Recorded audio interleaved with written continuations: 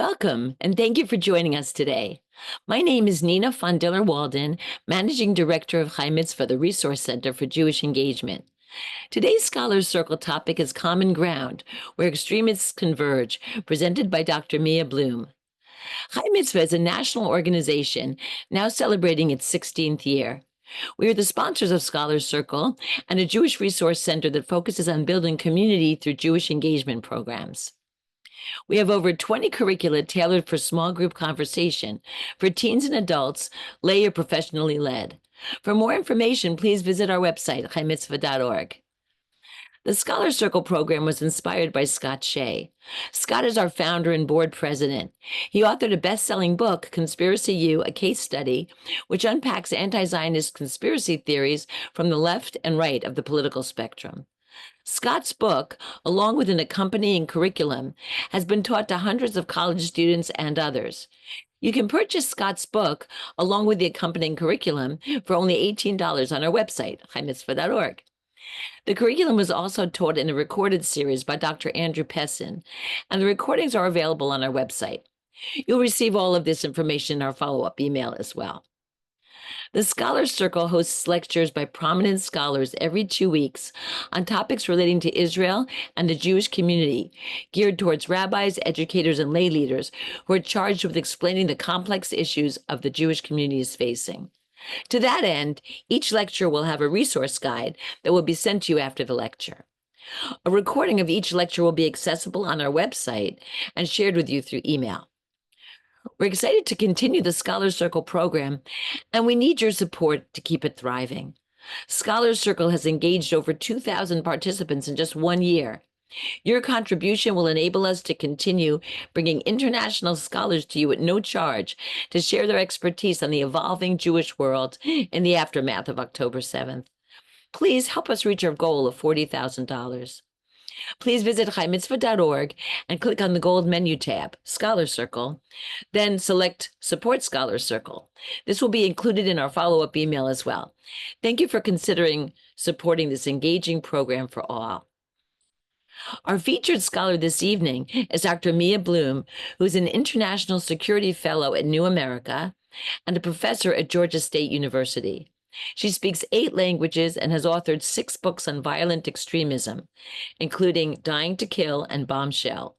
Her most recent book, Veiled Threats, just came out, and it explores the diverse roles of women involved in jihad. Mia has held appointments at Cornell, Harvard, Princeton, and McGill, and serves on several counter-radicalization boards. She holds a PhD from Columbia University and advanced degrees from Georgetown and McGill. Before I welcome our scholar, a couple of housekeeping items. To submit questions, please use the Q&A button on your screen. Q&A will be held at about 40 minutes into the lecture, but you can submit questions anytime throughout. The lecture recording will be sent to your email in a few days and will also be available on our website, chaimitzvah.org. Now to Dr. Mia Bloom. Nina, thank you so much. And thank you all for coming. I think by now, this is my 4th one. You're probably sick of me already. So I'm going to just load the slides. What I want to do today is talk to you. I changed the title ever so slightly, and it's called Common Ground When Extremist Ideologies Converge. So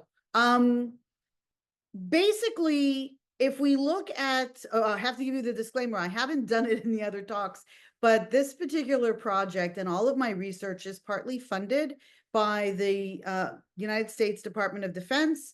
And I have to give you a disclaimer that I don't represent the US government or the military or the Department of the Navy, and any mistakes are my own. But this project also is a collaboration between myself, Dr. Sophia Moskalenko, who's another Scholars Circle family member, and Jared DeMello, who is at the University of Adelaide. And what's a little bit different is we're going to talk today about very distinct and diverse extremist groups and where are the areas that they converge. Now, what I like to do is I like to give you what we call the bottom line up front, the bluff, which is what is the takeaway that I want you to get from the talk? I'm giving you dessert before I'm giving you the meal. So extremists converge on tactics and targeting. What I mean by this is that different types of extremists use very comparable tactics, and they very often dislike the same people. And you see here, here's an article from 2017, The Pathway to Extremism, What Neo-Nazis and Jihadis Have in Common. You would think that they have nothing in common, but what we tend to see with the research is people who join a group sometimes, and they get radicalized, they're still radicalized, but they move across to different groups. They call them seekers. So terrorists motivated by the far right and by Islamist extremist groups share comparable tactics. They have similar brutality and a similar desire to make or remake the global order. These groups copy each other's tactics. For example, there's a tactical contagion of suicide bombing. Multiple groups converge on their hatred of Jews, LGBTQ, women, and people of color. So what are the groups I don't like? They tend to agree on those. Now, some of the groups are going to dislike LGBT more than people of color, but they all hate Jews and LGBT, and the misogyny is very high. Some individuals, as I mentioned, move from group to group, and they might start out as an extremist for, let's say, the neo-Nazis, and then they become a jihadist. And that looks like, why would that even happen? It seems so unusual. Yet we have many instances where that happens, and partly because there's a lot of overlap in the ideology. What we have also noticed is people who are converts to Islam are particularly vulnerable to this seeking behavior. So the seekers are looking for some sort of brotherhood or a cause that gives them meaning. Ari Kruglansky, the psychologist at the University of Maryland, calls this the quest for significance. And so we see that disproportionately, whether it's in the US or whether it's in the UK or other places, people who are converts are more prone to radicalization than individuals born into the faith. And let me give you a very recent example. You may have noticed just a few days ago on January 1st, we had not simultaneous, but we had on the same day two completely different attacks, one in Las Vegas, one in New Orleans. They were different ideologies, but both used a vehicle as a weapon. Both rented their vehicle using the Turo app. Both were veterans, and both had served at the same base in Afghanistan. Now, and both used their vehicle as a weapon, one for ramming and one to explode the Cybertruck. So we're seeing it in real time. We planned this talk months ago, not expecting that an example was going to happen literally on New Year's Day. Now, when we talk about vehicle ramming, we can see vehicle ramming used as a tactic by the far right, by jihadis, and by incels. So, for example, Unite the Right, when Heather Heyer was killed, Charlottesville in 2017, in Toronto, when on Yonge Street, a vehicle was used by an incel to mow people down and kill them in the street. Tel Aviv in 2023 by Hamas, and Magdeburg in 2023 by Al-Qaeda. But it is very interesting that the earliest examples we have come from Israel by Palestinian militant groups. And if you were to look through the years from 2016, 2017, we have a number of instances of vehicle ramming attacks. This is just in a very short period, but you see a truck, a car, a van, and how many people were killed. So much so that ISIS, in its magazine Rumiya, published in 2017 which vehicles were the most deadly, how to rent the truck, where to attack. And they mentioned things like the Super Bowl or New Year's Eve or July 4th celebrations. So exactly what we saw in New Orleans on Bourbon Street was well predicted in advance. And you see here, you've got from the vehicle ramming, if you go side by side, a Tunisian for ISIS, another Tunisian in Berlin, a Palestinian for Hamas, Khalid Massoud, a British Al-Qaeda. So it's different ethnicities, but they're all learning from each other and in many ways perfecting this tool as a poor man's mass casualty event because everyone can get a vehicle. Now, when I'm talking about overlapping targeting in 2022, the Department of Homeland Security updated their advisory bulletin, and they basically said, looking at domestic threats, we are clustering LGBTQ, Jewish, and immigrant communities. And so what they found is that extremist actors, and generally this was actors on the far right, were encouraged to engage in violence against these three communities. But we didn't really have, this is a new project. We didn't really have that much research because the people who study the far right, it's a distinct group. The people who study jihadis, it's another distinct group. And there's only a handful of people that study across multiple different ideologies, different countries, and different organizations. So how do these trends intersect? Well, there's a narrative, for example, that Walt Disney, so Disney like Studios, is grooming, i.e. sexually manipulating children by supporting inclusion in the LGBT community. This is someone like Libs of TikTok, High Right Chick pushes this. And then, they'll point to Pride Month, whether it's Budweiser using a trans spokesperson or Target having a section for children's clothes with rainbows. Basically, there's been a backlash, and the data suggests that 30% of consumer good companies are making changes to Pride observance because of concerns about this backlash. And I think as we move into a more sort of a conservative administration, we're going to see less of the corporations adopting DEI frameworks, moving away from those DEI frameworks.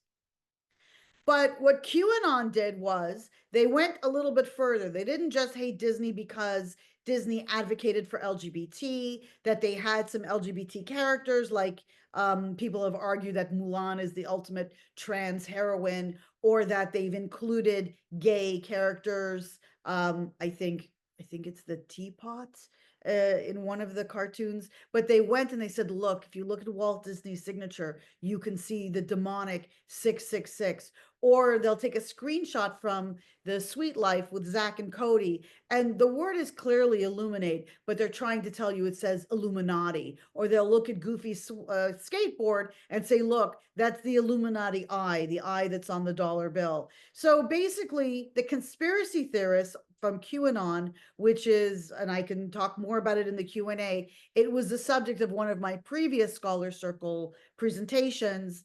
They will find reasons to focus in a negative way why they hate Disney, and that Disney are quote unquote groomers.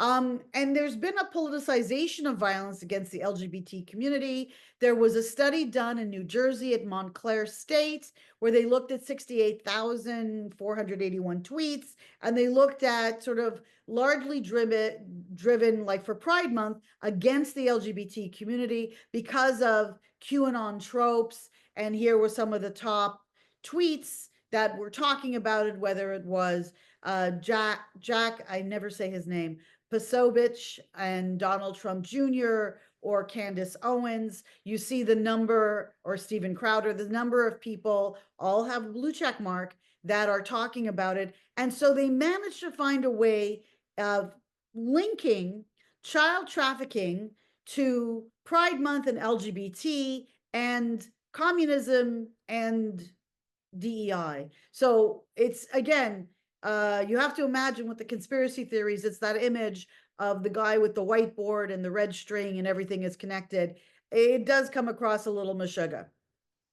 But the politicization of anti-LGBT is very much part and parcel of sort of the new era of politics. So LGBT communities are being manipulated. Here is something from the ADL and the US Census where they pointed to different states that had new laws on the books that either were banning gay marriage or were banning books about LGBT characters. As of May of 2023, there have been 520 anti-LGBTQ plus bills introduced at the state level, 70 of which were passed into law. And again, it's not a coincidence that Ron DeSantis had a clash with Disney. They were fighting over the taxation and the revenue from the parks. And then, of course, Disney decided to flout Ron DeSantis's authority. So we've seen this manifest in QAnon circles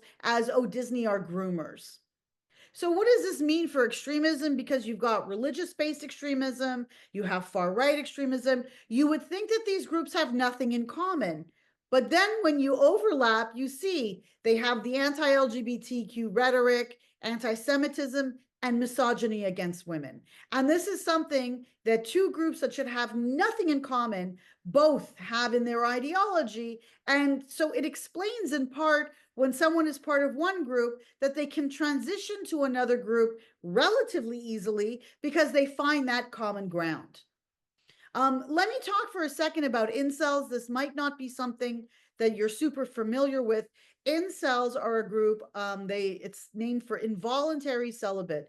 These are guys, overwhelmingly, there are some girls, but these are overwhelmingly males who are not lucky with the ladies. And their interpretation is the reason is that 80% of women are chasing 20% of sort of really attractive men, and that the world is divided into, you know, them and then these really beautiful people, and the really beautiful people want nothing to do with them. But even the women who are not super attractive are still chasing very attractive men.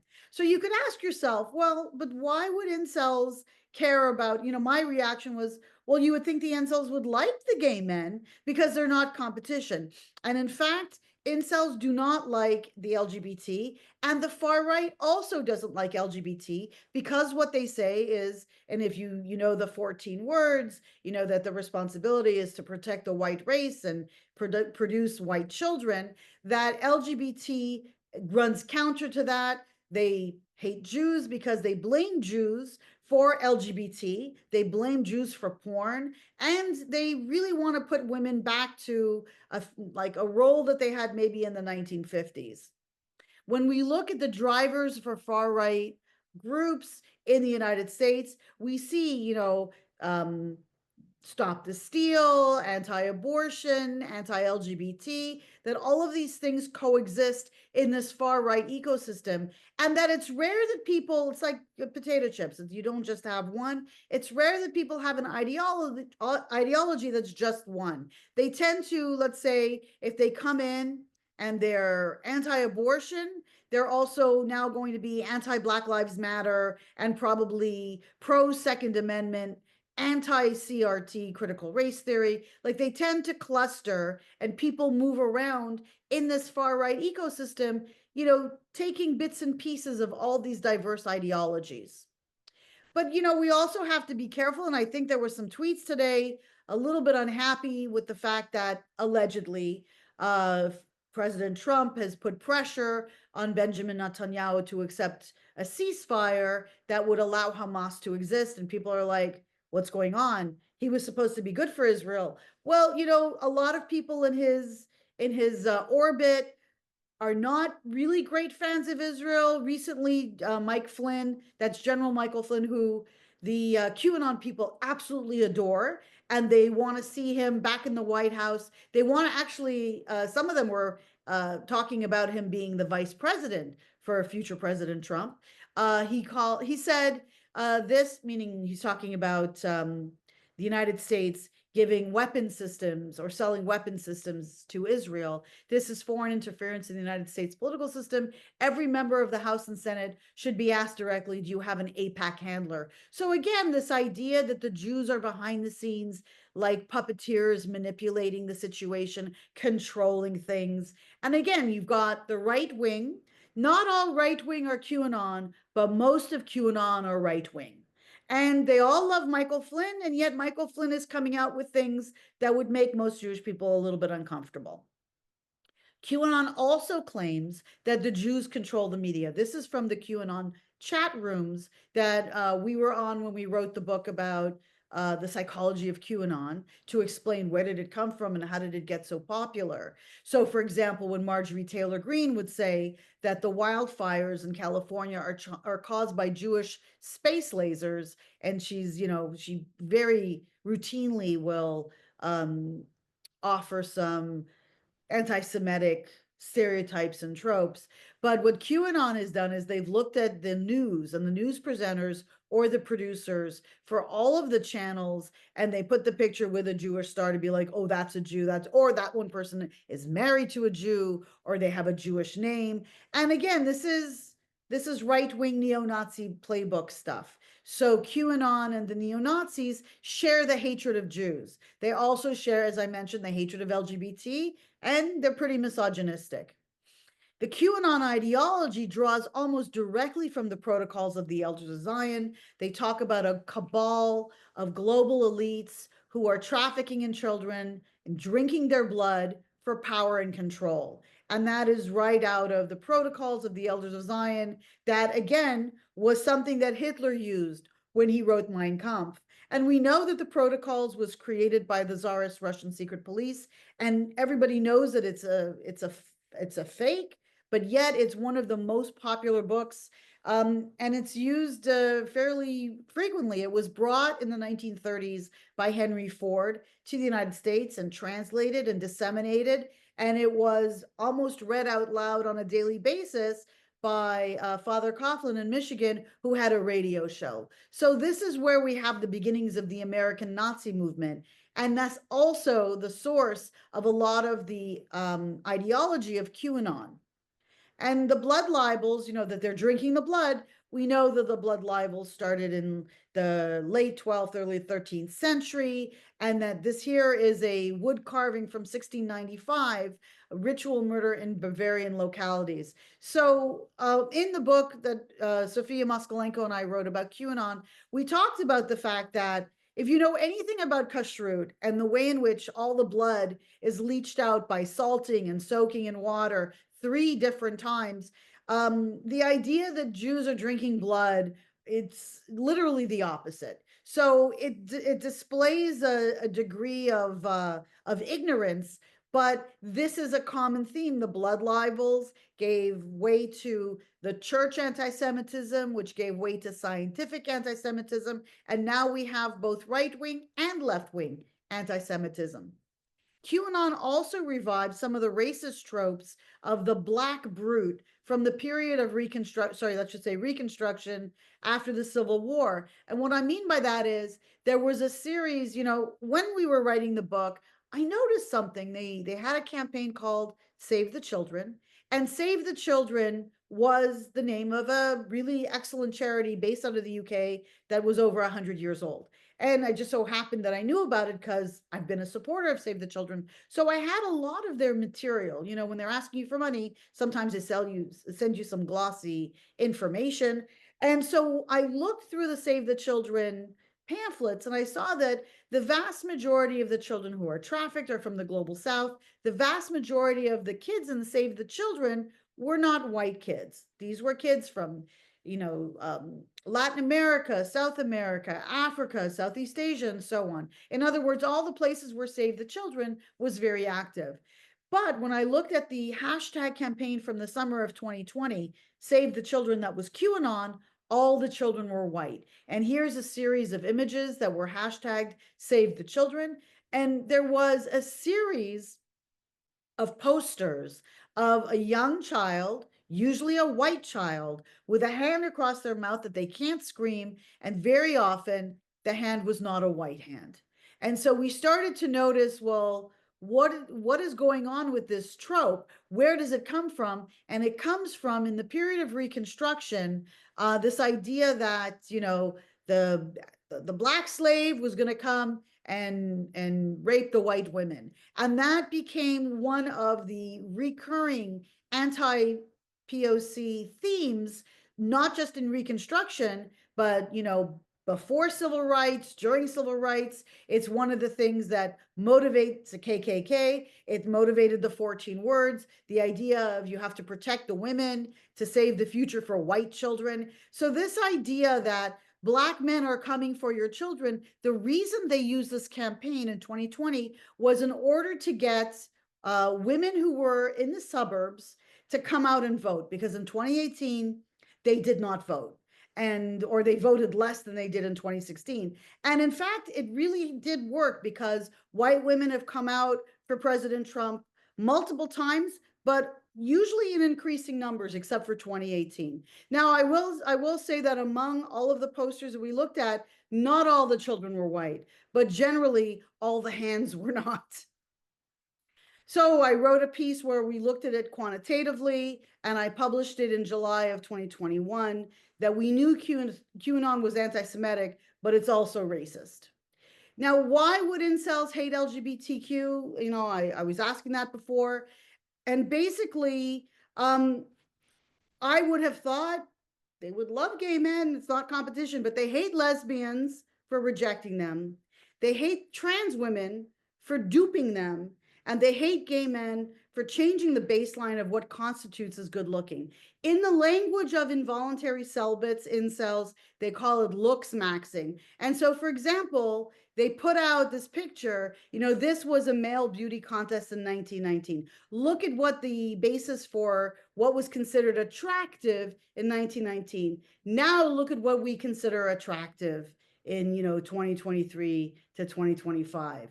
I mean, it's a very different. The men are more chiseled, the six-pack of abs. I mean, any Abercrombie and Fitch poster, you get the sense. And it's interesting because they'll say that the difference between an incel and a Chad, there's a picture that they disseminate this a lot, is literally a few millimeters of bone. In other words, a strong chin and high cheekbones versus a weak chin and no cheekbones. And you see, like, they're giving you the contrast. The Chad is that 20% of good-looking men. So QAnon focused in on LGBT during Pride, starting in 2020, and it was echoing a lot of the disinformation we also observed about the war in Ukraine. So, for example, you see here, they promoted this like, let's learn critical race theory, and the kid is sitting there, I'm a gay communist now, and he's, the other one is on a pentagram. So they're linking communism, homosexuality, and critical race theory with Satan. And again, it's very convoluted. But if you watch the Ketanji Brown Jackson hearings, when she was being sort of questioned during the SCOTUS hearings, when she was being questioned, a lot of the Republican senators were asking her these really crazy questions about CRT and communism, or CRT and LGBT. And the only way you could connect those is because they were echoing things that the QAnon supporters were saying. But we also see, for example, up on the upper right corner of your screen, just a regular pride parade, and you've got, two dads and they're kissing their son, but they're making it look like, oh, it's grooming. It's something nefarious. And we saw this anti-LGBTQ plus sort of expand internationally. In Uganda, there was an anti-homosexuality bill that imposed the death sentence. Similar legislation in Kenya and Ghana. In Poland, there was a 2020 presidential victory, and there was very homophobic agenda that they called the Rainbow Plague. Putin has signed multiple legislation making LGBTQ plus propaganda illegal. It was illegal during the Olympics, for example, to wear anything rainbow or have anything rainbow when the Olympics were in Russia. And then with the broader context, it's having this effect on LGBT rights around the world.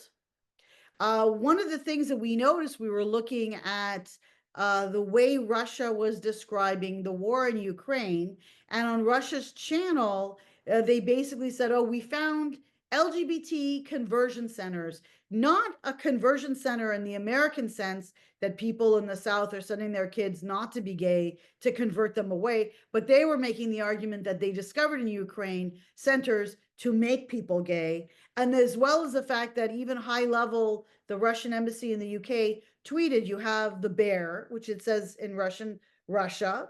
And then looking at, again, not very nice, the Eurozone with the pride flag and pigs. So this idea that those things are correlated. In one of the other newscasts, they basically said that they had discovered satanic paraphernalia in one of these conversion centers.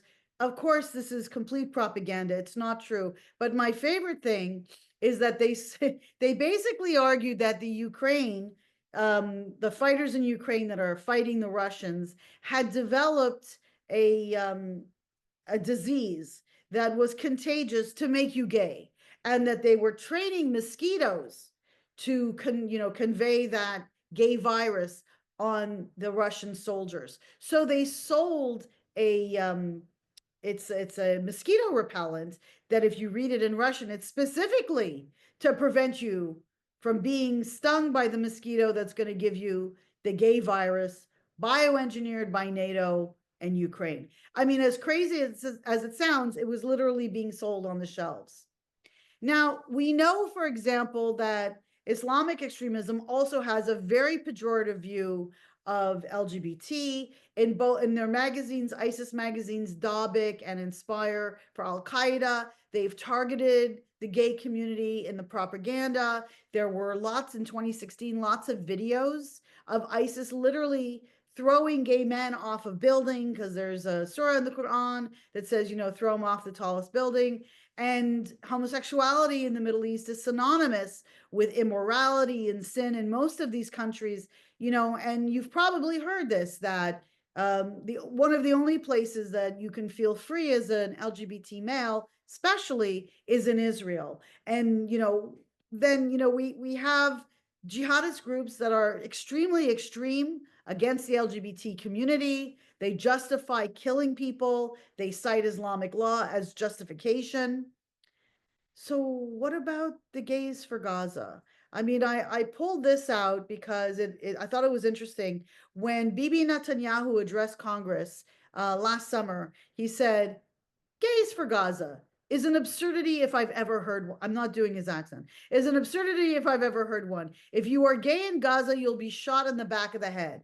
Women for Gaza. What are women in Gaza? Chattel and other such absurdities. So how do we reconcile, since October 7th, 2023, the fact that we have on campuses and numbers of Queers for Palestine, Gays for Gaza, LGBT, marching, Houthis, make us proud, turn another ship around, at the same time that the Houthis are beheading LGBT people that they've arrested. And so, to try to figure out, I don't want to speak for someone. I found the explanation. Someone, explained why it is that this particular conflict has been very successfully merged with an anti-colonial rhetoric.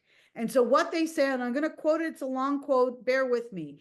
The person says, why do I support people who would want me dead if they knew who I was? It's simple. The right to self-determination extends to all people, not just those who I agree with. It's not really my place to step in and say, no, you people are too homophobic. You're not allowed to make your own decisions. To me, it's a recipe for disaster and justification for a repeat of the colonialism of previous centuries. There are many sovereign countries today that are as homophobic as Palestine. That doesn't make any other country justified in invading and occupying the people there. So that's why I think it's wrong to say that gay people should automatically be against self-determination for Palestinian people because they're homophobic, when in fact, they're extremely homophobic.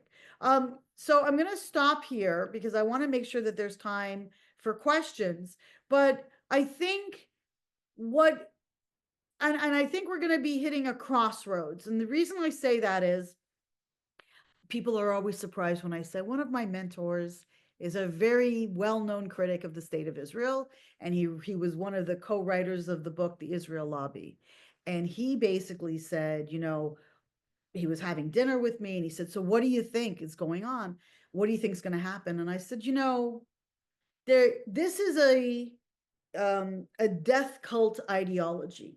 And at some point, do you remember Hillary Clinton said, you can't, your neighbor can't have snakes in the backyard without getting into your backyard.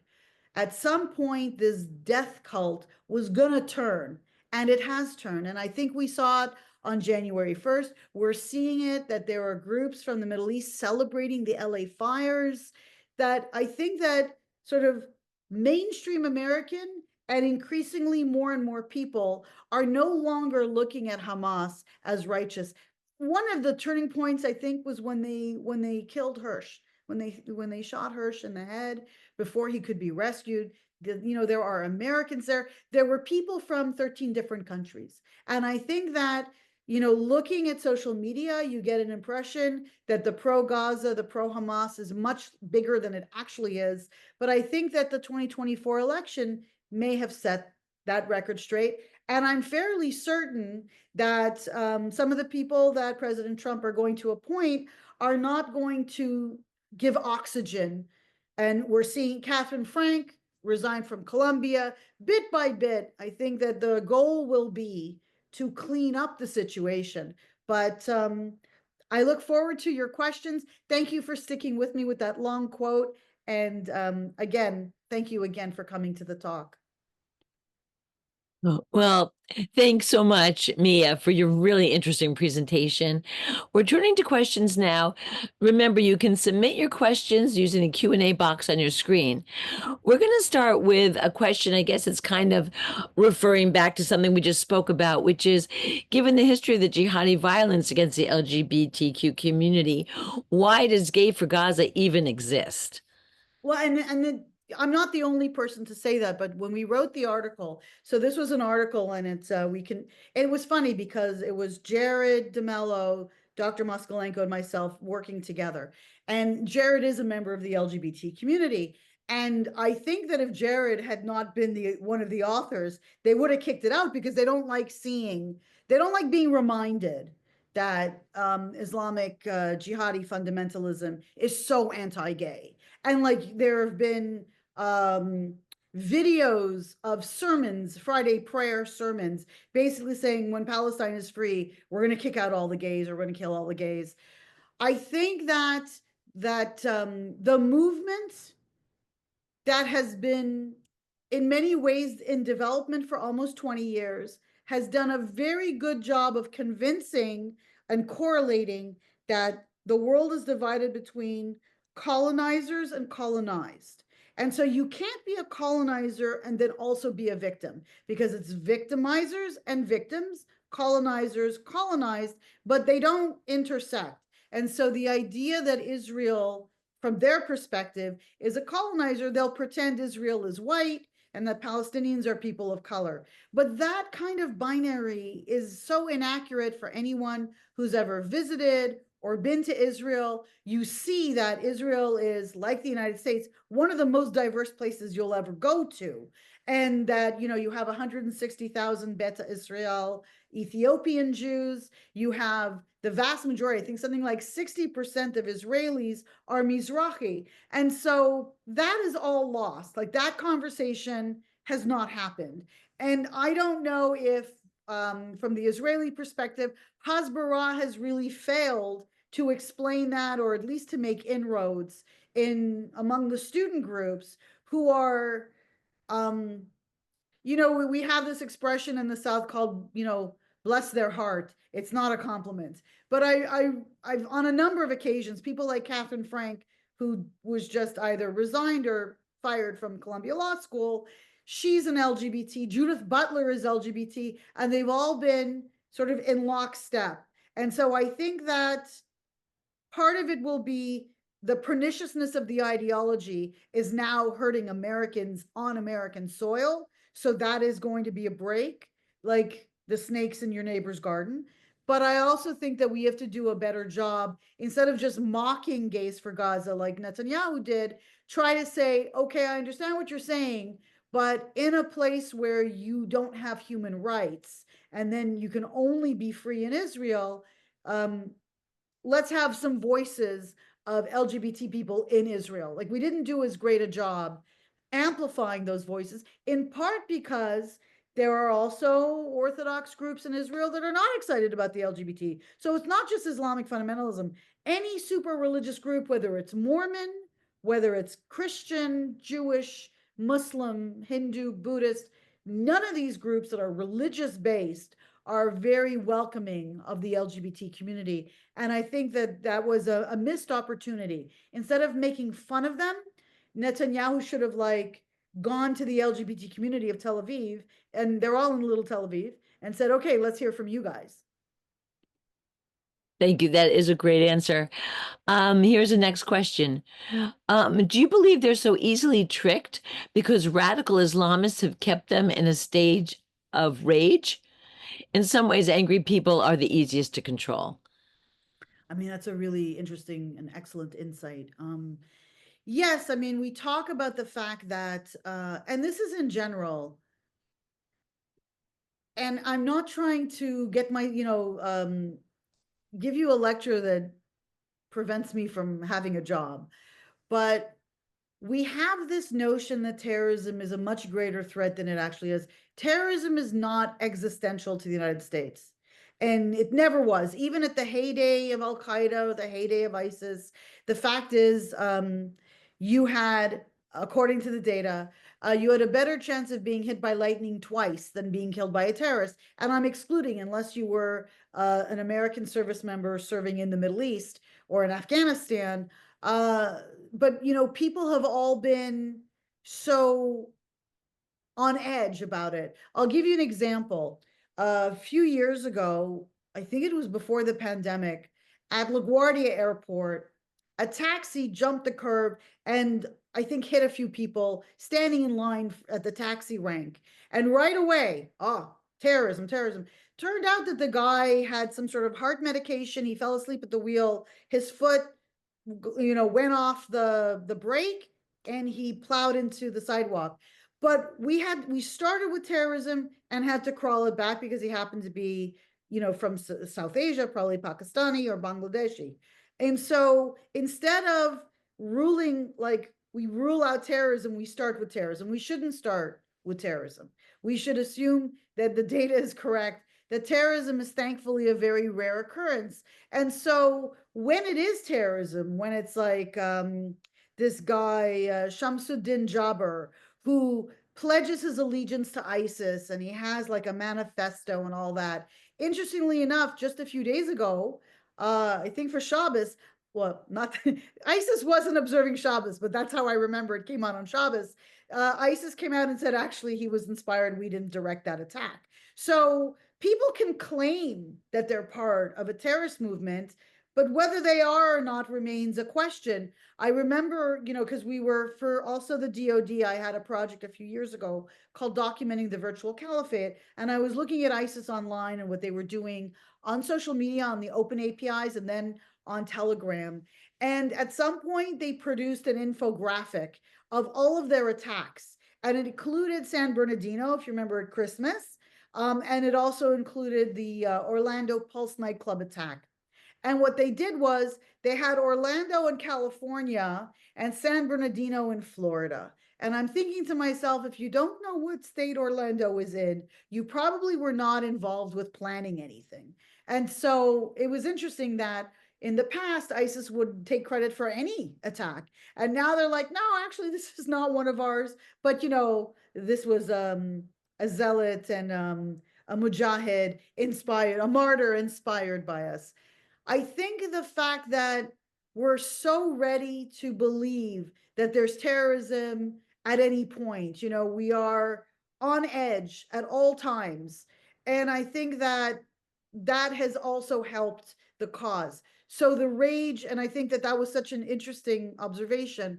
And it has not been helped by some of the social media posts. Like, I'll give you an example. When we were doing the study of ISIS and we were looking at the American military in Iraq and Afghanistan, the posts that we've seen posted to TikTok and Facebook by IDF members, burning a house behind them or wearing the woman's lingerie, that would not have been allowed because that would have put American servicemen at risk, because people can identify, oh, there's American soldiers at this location and it's geocoded and they can figure out, and that's a problem. And I don't think, and these are young people, I don't think some of these posts helped. And it allowed the rage machine. The other thing, and I said this in an earlier talk, which was somewhat unfortunate, is that you had people who were exaggerating things that happened on October 7th. They've since rescinded their testimony, they've recanted, but because there was some disinformation generated on the Israeli side, it allowed the pro-Hamas, pro-Gaza side to say, well, we can't believe anything. there weren't 40 beheaded babies, so nothing happened. Or it was some sort of inside job, which is always the default. So I think definitely the rage has been kept at a high level. Added to it, you have Amnesty International and the UN and ICC with South Africa, and now apparently Cuba is joining, because Cuba is a bastion of human rights, of course. I think that has allowed people not to listen to the other side. That's very interesting. Um, and the next thing I want to say is um, more of a comment, I guess, but I kind of feel like I should maybe phrase it as a question. This person thinks media commonly downplays terrorism. And I guess I'm going to turn it into a question. Um, do we hear how much terror is being prevented? Well, it's very hard to measure the dog that doesn't bark. And I can tell you from a personal story. We were for this project with ISIS, we had a number of different accounts using burner phones back then, and some were female accounts, some were male accounts. And at some point, I noticed that they were planning to blow up a gay nightclub in Toronto to correspond to the Pulse nightclub attack in Orlando. And I right away, because I knew someone in the RCMP, we had been invited to the White House to present about terrorism together, and I called her right away. And, I ordinarily would go through channels, but I was worried that it would take a really long time. I would call the FBI, they would reach out to the Canadian CSIS, and we just didn't have the time. So I called RCMP directly, and nothing happened. So you never heard about it. And I was very excited, because that dog that didn't bark meant that there wasn't an attack at a gay nightclub and with, dozens or hundreds of people killed. But you don't hear about the successes, because sometimes the government doesn't want to let you know about the success, because it may inadvertently reveal the ways in which we're monitoring. So you don't want to let the bad guys know that you're in the room listening, and that you're very subtly. Another time it was an Australian mall. Another time it was a series of kosher butchers and bakeries in London. Like, we were able to prevent 12 different terrorist attacks, and we were just like, a handful of academics on a small project. So I don't think you hear about the attacks that are foiled. How serious they were people just posting because they were boasting that they were going to do something, or they did something. There were actual arrests. There was one, for example, a plot that we foiled to kill one of the, I guess it's Prince William, and another one to kidnap Barron Trump long time ago. So we prevented those. And I'm sure I'm not the only person who contacted the authorities, but anybody who was in those rooms could, if you see something, say something. And we did. And some people on the left would like, oh, you're just becoming a research arm of the CIA. And I'm like, not at all. But I didn't want on my conscience that I was like, well, yeah, I knew they were planning something, but I didn't do anything, because, the ethics of research are such that I should never be involved. On this particular instance, the Ethical Review Board at Georgia State said, no, it's good that you prevented a terrorist attack. We're not upset that you got involved. That's But I really don't think that the media underplays it. I think in anything, we've done studies that people switch to the news more if there's a terrorist attack. So the news, like, organizations have a huge incentive to report on terrorism, because all of a sudden now you switch off the football and now you're watching CNN or Fox or whichever your favorite channel. That makes good sense. We have time, I think, for one more question. This it's got a kind of a preamble, but I'm going to just give it to you straight the way you and some others seem to think objections to DEI and CRT and theories such as presented in the 1619 Project with right-wing ideology, extremism.